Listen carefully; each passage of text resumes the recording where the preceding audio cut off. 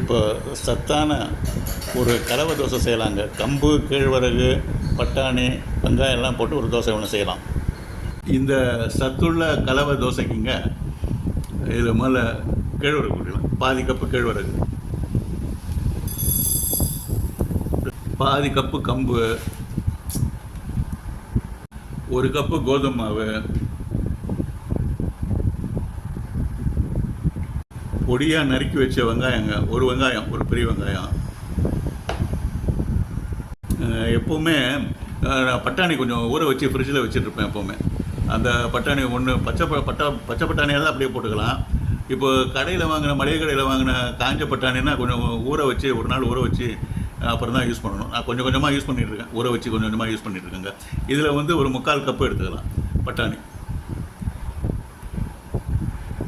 அப்புறம் மிளகு பொடிங்க, மிளகு பொடி, உப்பு. இது வந்து நான் கம்பு கேழ்வரகு எப்பவுமே இது மிக்சியில் போட்டு அடித்து மாவாக பண்ணி வச்சுருக்கேங்க. இது நான் எப்பவும் யூஸ் பண்ணிகிட்டு இருக்கிறது. இப்போ இதெல்லாம் ஒன்றா கலந்துக்கலாங்க. கோதுமை மாவு, கம்பு கேழ்வரகு மாவு, வெங்காயம், பட்டாணி. இதை வந்து தண்ணி ஊற்றி தோசை சுடுற பக்குவத்துக்கு கலந்துக்கலாங்க.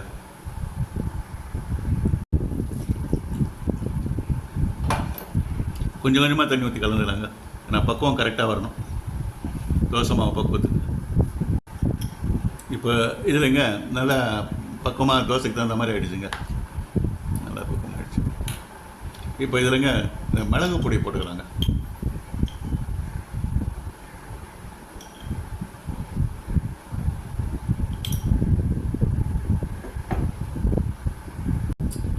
உப்பும் போட்டுக்கலாங்க.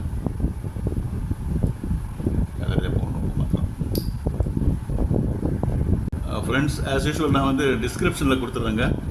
என்னென்ன பொருள் எந்த அளவு எடுத்துருக்கேன்னு சொல்லிட்டு டிஸ்கிரிப்ஷனில் கொடுத்துறேன். தயவுசெய்து டிஸ்கிரிப்ஷனில் பார்த்துங்க. எப்பவும் போல் கொஞ்சம் டேஸ்ட்டு பார்த்துக்கலாங்க.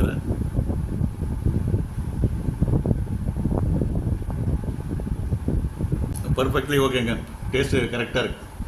ஓகே, இப்போ வந்து சத்து மாவு தோசை சுடலாமா? இப்போது கேஸ் அடுப்பை பற்ற வச்சாச்சுங்க. தோசை தவாவை போட்டாச்சு.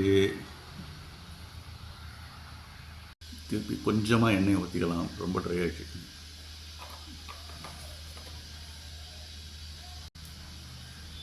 திருப்பி தோசையை ஊற்றிக்கலாம்.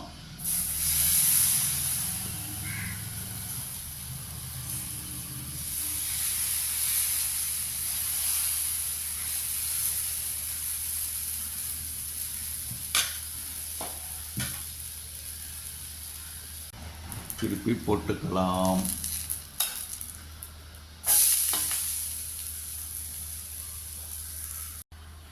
திருப்பி போட்டுக்கலாம்.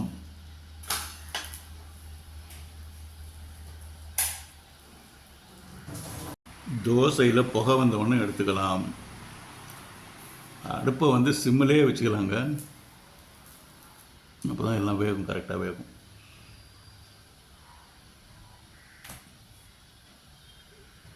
இப்போ நம்ம எடுத்த மாவுக்குங்க இதில் ஒரு 4 தோசை வந்துருக்குங்க. 4 தோசை வந்துருக்கு. இப்போ டேஸ்ட் பண்ணி பார்க்கலாமா? இப்போ தேங்காய் சட்னி கொஞ்சம் இருக்குங்க. தேங்காய் சட்னியை போட்டு தொட்டுட்டு சாப்பிட்டு பார்க்கலாம்.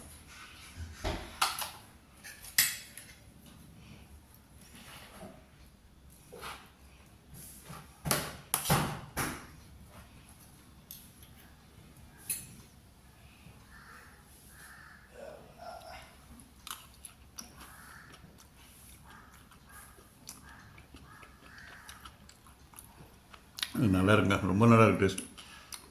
பட்டாணி, மிளகு பொடி, காரம் எல்லாம் ரொம்ப டேஸ்ட்டாக இருக்குங்க.